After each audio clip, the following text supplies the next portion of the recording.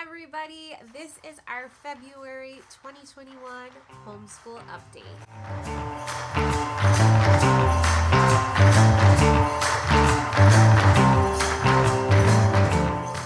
Welcome back to Ode to a Boat, everyone. I'm Kayla. If you're new here, this is a channel where I love to share all things home education, homemaking, parenthood, and all the highs and lows and adventures that come along with it. If that sounds like something that appeals to you, I hope that you'll consider subscribing and joining the fun. So February has been a little bit of a crazy month, y'all. My baby brother is getting married the first week of March. They're actually going to be getting married here at my house.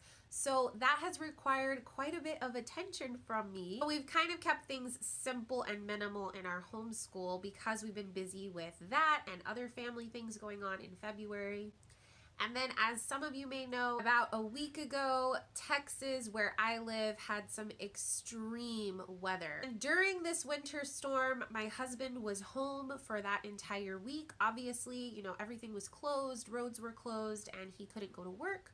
So that was a whole week out of February where we did bare bones homeschooling because, of course, when dad's home, it's a party around here. So the girls played lots of video games, we watched lots of movies, and we still did school, but definitely not as much as we would have done otherwise. Now that you know some of our circumstances for the month of February, let's talk about what we've been doing in our homeschool. I'm very happy to say that after a lot of starts and stops, she finished this book, Teach Your Child to Read in 100 Easy Lessons.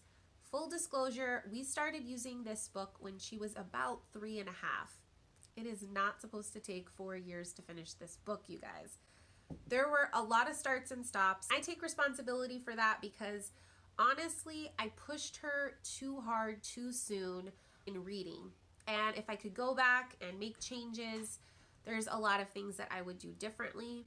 I'm grateful that I've learned all of these things because now I'm doing things so differently with my 4-year-old as we start reading with her. And I'm also happy to say that my 7-year-old is doing wonderful with reading. She has really grown so much as a reader.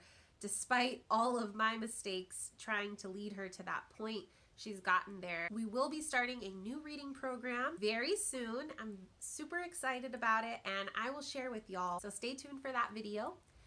But right now, I'm happy to say my daughter finished Teach Your Child to Read in 100 Easy Lessons. It's not a complete reading curriculum. It does leave a lot of gaps, and once it ends, there's still a lot more for them to learn. All in all, I'm very happy my 7-year-old has finished it. We are also still using this daily poetry book. It has a nature-based poem for each day of the year, and we are still very much enjoying it. It's beautifully illustrated and it's just been a fantastic addition to our daily read aloud time that we do in the afternoon. Another thing that we started in February that I'm so excited about for language arts is a free journal for my 7-year-old. She picked this adorable notebook. It has an actual squishy donut connected to it.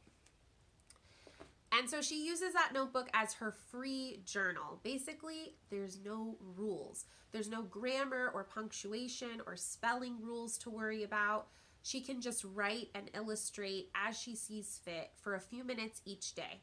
Sometimes that might mean a picture with just a couple of words, or it might mean a whole sentence or even a couple of sentences about things that she did that day. If she would like help with spelling, she can ask me and I'll give it to her. But it's not something that I'm looking at and critiquing or correcting. It's totally hers. She can do whatever she wants with it. This has really encouraged her creative writing and it's gotten her more excited about writing. It's a huge win. Okay, moving right along to math. We are still using and loving Singapore Dimensions Math.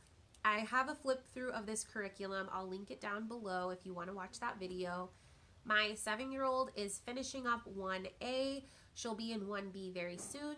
And my 4-year-old is doing KA and will be in KB very soon. For science, we have been using Blossom and Root Year 1 Science. We are almost finished, you guys.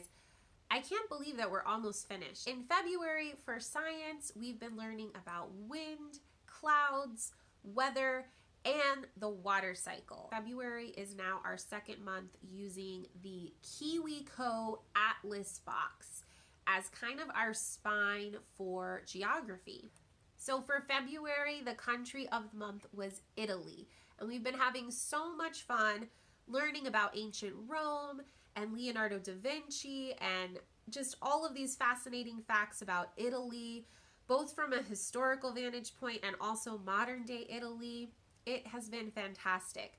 The box itself is really just a jumping off point, and it allows us to do a lot of rabbit trails and personal research and natural child-led learning, which I really love. Show you guys one quick thing that came with the Italy box was this cute little project for a wood-burning pizza oven. The girls built this little machine to make everything run and turn. We can look into history of each of these individual countries as we're studying them. It can really give you a starting off point for both geography and history. I do have some exciting plans for history next year. I'll definitely include that in my upcoming curriculum choices for next year video. Another thing that I kind of already touched on, but I want to expound on, is that in February, we've been playing quite a lot of video games.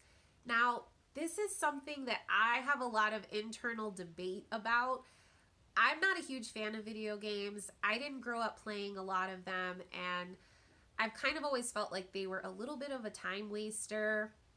I also always worry about addiction factor when it comes to anything on screen, but especially with video games. So I've always really shied away from that. I didn't think that my kids were going to be into them. My husband loves video games. And he especially loves problem-solving games, challenge adventure games, racing games. He is so excited to be able to share this hobby with his girls and show them how to play and have these little challenges and competitions with them. And I've just been really sitting back and enjoying it. I've been enjoying watching them spend some quality time together and have this common interest. But I've also noted that there are some really great things that they are learning from these games. It's been really cool to watch. This has been something that's been kind of a change for me and just the way I think and the way I view video games.